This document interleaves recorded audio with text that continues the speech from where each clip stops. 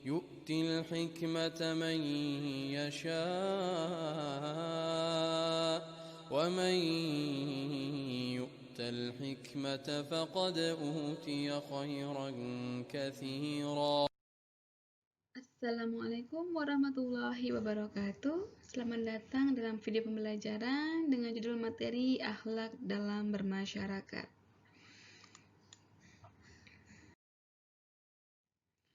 Masih bersama saya ya, Yunita Furi Aristiasari. Silakan menghubungi saya jika ada pertanyaan mengenai tugas atau hal-hal lain yang menyangkut perkuliahan ke nomor berikut ini atau ke email yang ada dalam slide ini ya, karena ini adalah perkuliahan terakhir kita. Jadi jangan sampai setelah kuliah Anda baru bertanya gitu ya. Seperti itu. Oke. Kawan-kawan, mahasiswa yang saya banggakan, kira-kira di materi terakhir ini apa yang akan kita pelajari ya? Nah, ini kita akan belajar pertama tentang konsep hidup bertetangga ya. Kemudian konsep toleransi antar pemeluk agama, konsep hidup berbangsa dan bernegara ya. Tapi sebelumnya akan saya sampaikan dulu tujuan pembelajarannya. Apa itu? Oke. Jadi, tujuan pembelajaran kali ini adalah pertama, mahasiswa mampu menjelaskan dengan mudah dan menarik konsep-konsep bermasyarakat menurut pandangan Islam sesuai dengan pemahaman Muhammadiyah. Yang kedua, mahasiswa mampu menerapkan aturan-aturan Islam mengenai hidup bermasyarakat dalam kehidupan sehari-hari, ya, baik dalam kampus maupun di luar kampus. Oke, kita langsung ke materi ya. Konsep hidup bertetangga. Siapa itu tetangga? Ya, tetangga adalah orang yang tinggal dekat dengan rumah yang memiliki beberapa hak atas diri kita. Setidaknya hak-haknya itu dilihat dari kategori-kategori sebagai berikut ya. Tetangga muslim dan sanak saudara. Nah, kategori pertama adalah tetangga yang muslim dan dia merupakan sanak saudara kita. Dia punya hak sebagai tetangga, hak kekerabatan karena dia sebagai sanak saudara, dan hak sebagai sesama muslim. Oke, jadi dia punya 3 hak ya: hak tetangga, hak kekerabatan, dan hak sebagai sesama muslim. Kemudian kategori kedua, tetangga muslim dan dia bukan sanak saudara. Dia punya 2 hak, hak tetangga dan hak sebagai sesama muslim. Kategori ketiga, tetangga non muslim tapi dia sanak saudara. Nah, dia punya 2 hak, hak tetangga dan hak kekerabatan. Oke. Kemudian ada kategori keempat, tetangga non muslim dan dia bukan sanak saudara ya. Dia punya 1 hak, hak tetangga. Oke. Nah, kita akan ulas satu persatu ya. Konsep hidup bertetangga ini dari hak tetangga. Apa saja hak tetangga? Ya. Pertama, berlaku baik kepada tetangga, baik terhadap harta mereka, kehormatan mereka, dan manfaat mereka. Nah, dalam sebuah hadis riwayat At-Tirmizi, sebaik-baik tetangga di sisi Allah adalah yang paling baik. Sebaik-baik muslim di sisi Allah, sebaik-baik mukmin di sisi Allah adalah yang paling baik terhadap tetangganya. Atau dalam riwayat hadis yang lain, siapa yang beriman kepada Allah dan Rasul dan hari akhir, maka hendaklah ia berlaku baik terhadap tetangganya. Hadis riwayat Muslim. Oke, lanjut. Yang kedua, memberikan hadiah kepada tetangga dalam peristiwa-peristiwa tertentu. Karena hadiah dapat mendatangkan rasa kasih sayang dan menghapus rasa kebencian. Jadi sering-sering kita berikan sesuatu kepada tetangga kita ya. Nah, contohnya sebagaimana yang disabdakan oleh Rasulullah SAW ya, jika engkau memasak masakan berkuah, maka perbanyaklah kuahnya dan bagilah kepada tetanggamu. Hadis riwayat Muslim. Oke, kemudian yang ketiga, menahan perkataan dan perbuatan dari sesuatu yang menyakitkan tetangga. Meskipun kita kadang punya tetangga yang menyebalkan, kita tahan supaya kita tidak menyakiti hati mereka atau supaya tidak menambah kebencian di dalam diri kita atau meningkatkan permusuhan di antara kita dengan mereka, seperti itu. Dalam sebuah riwayat hadis ya, Rasulullah bersabda, demi Allah tidak beriman, demi Allah tidak beriman, demi Allah tidak beriman. Mereka bertanya, ya, para sahabat bertanya, siapa ya Rasulullah? Beliau bersabda, yang tetangganya tidak aman dari gangguannya, ya. Ini sampai Rasulullah ungkapkan sebanyak 3 kali ya, demi Allah tidak beriman, demi Allah tidak beriman, demi Allah tidak beriman. Siapa mereka? Yaitu yang tetangganya tidak aman dari gangguannya, seperti itu. Atau dalam sebuah riwayat yang lain ya, tidak masuk surga orang yang tetangganya tidak aman dari kejahatannya, seperti itu. Hadis riwayat Muslim. Kemudian apa saja hak kekerabatan? Ya, ini pertama memberikan sedekah dan santunan kepada kerabat, ya. Dalam surat Al-Isra ayat 26, dan berilah kepada kaum kerabat hak-haknya. Hak-haknya adalah hak kebaikan dan silaturahim. Nah, ini menyambung dengan yang kedua, menyambung silaturahim dengan saudara dan kaum kerabat. Bahkan jika kerabat tersebut memutuskan hubungan silaturahim dengan kita, seperti itu. Jadi, nah, seperti itu ya. Menjalin silaturahim itu bukan berarti kita saling membalas, tapi menjalin silaturahim itu adalah kita menyambung silaturahim yang tadinya terputus, gitu ya. Itu adalah dari makna menyambung silaturahim, menyambung kasih sayang. Nah, dalam sebuah ayat ya, Allah Subhanahu wa taala berfirman, sembahlah Allah dan janganlah kamu mempersekutukannya dengan sesuatu apapun, dan berbuat baiklah kepada dua orang ibu bapak, karib kerabat, anak-anak yatim, orang-orang miskin, tetangga yang dekat dan tetangga yang jauh, teman sejawat, ibnu sabil dan hamba sahaya. Sesungguhnya Allah tidak menyukai orang-orang yang sombong dan membangga-banggakan diri. Quran surat An-Nisa ayat 36. Begitu. Jadi gitu ya adik-adik ya. Pentingnya kita memberikan hak-hak kepada kerabat kita, karena mereka punya hak atas diri kita, termasuk hak untuk kita sambung silaturahim dengan mereka meskipun mereka memutus silaturahim dengan kita, seperti itu.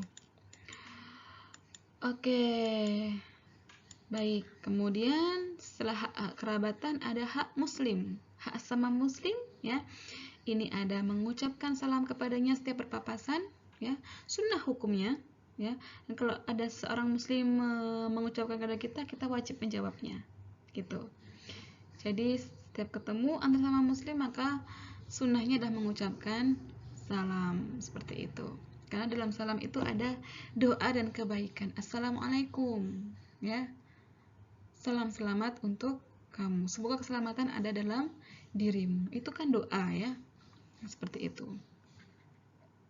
Kedua, memenuhi undangannya ya. Apabila dia mengundang, kita harus memenuhi undangannya. Itu kita wajib dan itu hak dia. Kemudian memberikan nasihat jika diminta. Hak dia, kalau dia minta nasihat, kita wajib memberi nasihat. Keempat, menjawab orang yang bersin. Seorang muslim yang bersin, maka hak dia untuk mendapatkan doa dari kita ya, yarhamukallah. Seperti itu. Kemudian membasuh jika sakit. Kemudian mengantarkan jenazahnya. Yang terakhir, tidak menyakiti saudara-saudaranya. Seperti itu. Dari Abu Hurairah radhiyallahu anhu, ia berkata bahwa Rasulullah sallallahu alaihi wasallam bersabda, hak muslim kepada muslim yang lain itu ada 6. Beliau sallallahu alaihi wasallam bersabda, pertama, apabila engkau bertemu, ucapkanlah salam kepadanya. 2, apabila engkau diundang, maka penuhilah undangannya. 3, apabila engkau dimintai nasihat, berilah nasihat kepadanya. 4, apabila dia bersin lalu memuji kepada Allah, mengucapkan alhamdulillah, maka doakanlah dia dengan mengucapkan yarhamukallah. Yang kelima, apabila dia sakit, jenguklah dia. Dan yang keenam, apabila dia meninggal, iringilah jenazahnya sampai ke pemakaman. Hadis riwayat Muslim. Seperti itu. Tidak menyakiti saudaranya, ini merupakan tambahan ya, tambahan. Baik. Kemudian, Tadi sudah ada hak tetangga, hak muslim sama muslim dengan hak kekerabatan. Sekarang kita membahas tentang hubungan atau akhlak antar pemeluk agama, yang kita kemudian karib atau akrab dengan istilah toleransi, gitu ya adik-adik ya. Nah, sebelum bahas toleransi ya, nah ini ada 4 ya, ada 4 macam jenis kafir ya. Kenapa kafir? Karena mereka yang di luar muslim itu disebut dengan kafir ya. Jadi mereka yang tidak beriman, mereka itu kafir, baik Nasrani, Yahudi, Hindu, Buddha, mereka kafir ya. Kita tidak usah ragu-ragu mengatakan mereka itu kafir. Kenapa kafir? Karena mereka tidak beriman ya.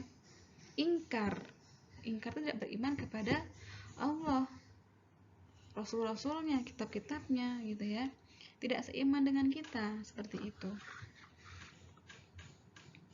Begitu. Jadi jangan sakit hati ya, atau jangan ragu-ragu kita mengucapkan kata kafir kepada orang kafir.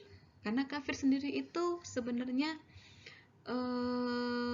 dalam bahasa Arab itu adalah ungkapan yang lembut sebenarnya ya. Ungkapan yang lembut gitu ya. Kafir, orang yang masih tertutup hatinya, begitu.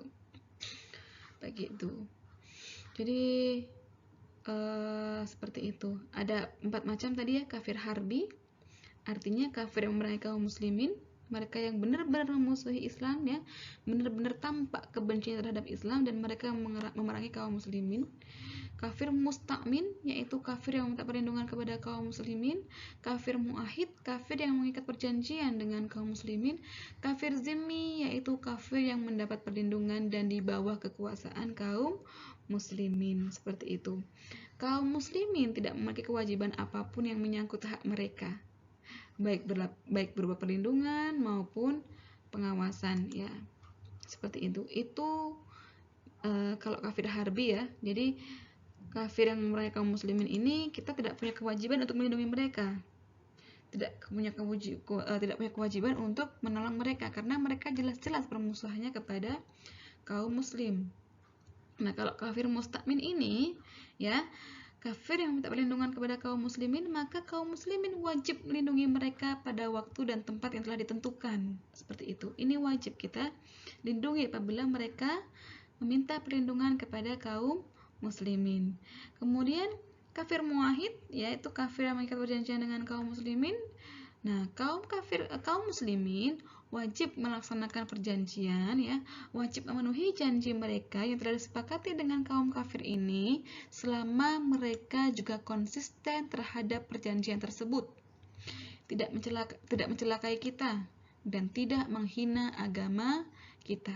Kita wajib menjaga perjanjian tersebut dengan sebaik-baiknya, seperti itu. Nah, kalau yang terakhir ini ada kafir zimmi ya, yang mendapat perlindungan dan di bawah kekuasaan kaum muslim. Ini pemerintah wajib melindunginya ya, menjauhkan perbuatan yang dapat menyakiti hati mereka ya. Mereka harus dilindungi ya. Jadi sebenarnya sama dengan kaum muslimin ya, mereka juga punya hak dilindungi, tidak boleh disakiti, seperti itu. Nah, itulah bentuk-bentuk hak yang didapat oleh orang kafir dari orang-orang muslim berdasarkan kategori-kategori berikut ini. Kemudian kita wajib juga membedakan mereka dari kaum muslimin dalam masalah pakaian. Nah, kewajiban kita apa gitu ya? Kita wajib membedakan mereka dari kaum muslimin dalam hal pakaian.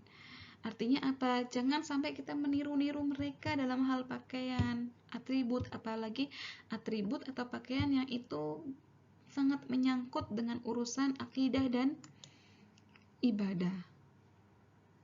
Ya, jadi simbol-simbol agama mereka itu kita wajib untuk membedakan, jangan ikut-ikutan seperti itu. Kita juga tidak boleh mencela agama mereka. Nah, ini kewajiban kita, ini hak mereka, tidak boleh mencela agama mereka ya.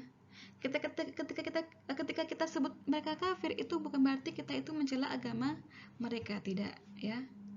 Seperti itu. Kemudian tidak boleh mengotori tempat ibadah mereka ya. Ini juga larangan bagi kaum muslimin ya. Tidak boleh mengotori tempat ibadah mereka, mencoret-coret, membuang sampah sembarangan di tempat ibadah mereka, tidak boleh kita lakukan. Kemudian Juga kita juga wajib mempersilahkan mereka untuk beribadah sesuai dengan keyakinan mereka. Ya, meski demikian dakwah tetap harus dilaksanakan ya. Meskipun kita tetap mempersilahkan mereka untuk beribadah, kita juga tetap wajib berdakwah kepada mereka seperti itu dengan dakwah yang lembut, dakwah yang sopan, dakwah yang penuh dengan kebijaksanaan. Oke, kemudian bagaimana hubungan antar pemeluk agama ya? Pertama, kita berteman dan hidup berdampingan dengan damai. Ini wajib kita lakukan ya. Ya, hidup berdampingan dengan damai. Tidak boleh membunuh mereka kecuali dalam peperangan dengan kafir harbi. Kemudian meskipun dalam perang sekalipun muslim dilarang membunuh para wanita, anak-anak, orang yang sudah tua, orang sakit, biarawan dan dia masuk Islam. Biarawan atau dia masuk Islam, dan tawanan perang, musuh yang menyerah dan utusan dari pihak kafir, tidak boleh kita bunuh mereka. Ya, seperti itu. Kemudian boleh melakukan muamalah dengan mereka, hubungan jual beli, gitu ya, hubungan perdata kita boleh melakukan hubungan dengan mereka. Nah, ini tadi yang saya katakan, apa toleransi? Toleransi adalah sifat atau sikap toleran. Toleran sendiri artinya bersifat atau bersikap menenggang, menghargai, membiarkan, membolehkan pendirian yang berupa pendapat, pandangan, kepercayaan, kebiasaan, kelakuan, dan sebagainya yang berbeda atau bertentangan dengan pendirian kita sendiri. Adakah batasan-batasannya untuk melakukan toleransi dengan non-muslim? Ada. Berikut batasan-batasannya. Pertama, tidak boleh ikut peribadatan dan segala macam yang berkaitan dengannya. Kedua, tidak boleh memintakan ampun bagi orang kafir dan mati dalam kekafirannya. Ketiga, tidak boleh mensolatkan jenazah non-muslim. Keempat, mengucapkan tahniyah kepada perayaan hari besar. Ini masih diperdebatkan oleh para ulama, tapi sebaiknya kita berhati-hati juga ya. Nah, kita hindari hal ini ya. Kemudian tidak boleh tasyabuh kepada mereka. Tasyabuh itu berarti menyerupai mereka. Kemudian orang non-muslim tidak diperbolehkan menjadi wali nikah bagi wanita muslimah. Jadi yang bapaknya non-muslim jangan sampai dia menjadi wali nikah bagi anak perempuannya yang muslim. Kemudian, nah ini konsep hidup berbangsa dan bernegara. Ada hak pemimpin ya. Hak pemimpin itu apa saja? Diberikan nasihat atas kepemimpinan mereka atas berbagai urusannya. Diberi peringatan jika mereka melakukan kelalaian. Didoakan agar diberi petunjuk, khususnya ketika mereka berpaling dari kebenaran, dan ditaati selama tidak untuk bermaksiat kepada Allah. Lalu apa hak rakyat atau hak yang dipimpin? Pertama, mereka memiliki amanah yang harus ditunaikan oleh pemimpin. Yang kedua, hak untuk diarahkan. Yang ketiga, hak dijamin keselamatan dan kemaslahatannya. Ini semua didasarkan dalam surat An-Nisa ayat 59, yaitu A'udzubillahi minasyaitonirrajim. Ya ayyuhalladzina amanu athi'ullaha wa athi'ur rasula wa ulil amri minkum.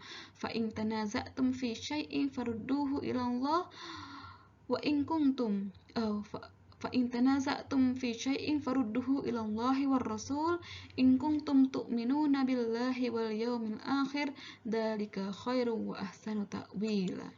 Hai orang-orang yang beriman, taatilah Allah dan taatilah Rasulnya dan ulil amri di antara kamu. Kemudian jika kamu berlainan pendapat tentang sesuatu, maka kembalikanlah ya kepada Al-Quran, kepada Allah atau Al-Quran dan Rasulnya atau sunnahnya. Jika kamu benar-benar beriman kepada Allah dan hari kemudian, yang demikian itu lebih utama bagimu dan lebih baik akibatnya. Ada juga hadis Rasulullah SAW sebagai berikut, bagi seorang muslim wajib mendengar dan taat kepada para pemimpinnya, baik hal itu dia sukai ataupun dia benci, kecuali jika dia diperintahkan melakukan maksiat. Jika pemimpin itu memerintahkan kepada kemaksiatan, maka tidak boleh didengar dan ditaati. Muttafaqun alaih. Baik, itu tadi tentang konsep akhlak dalam bermasyarakat dan bernegara ya. Ini bisa dibaca dalam karya-karya berikut ini, atau Anda bisa mencari karya-karya atau sumber-sumber referensi yang lain, dibebaskan selagi itu mendukung pengetahuan dan wawasan kita tentang materi hari ini. Adik-adik mahasiswa semuanya, demikian video pembelajaran yang bisa saya sampaikan. Mudah-mudahan bermanfaat semuanya. Saya mohon maaf apabila ada kesalahan, dan apabila ada kebenaran itu semuanya berasal dari Allah Subhanahu wa taala. Kita ucapkan hamdalah wa alhamdulillahirabbil alamin wastaghfirullah wassalamualaikum warahmatullahi wabarakatuh.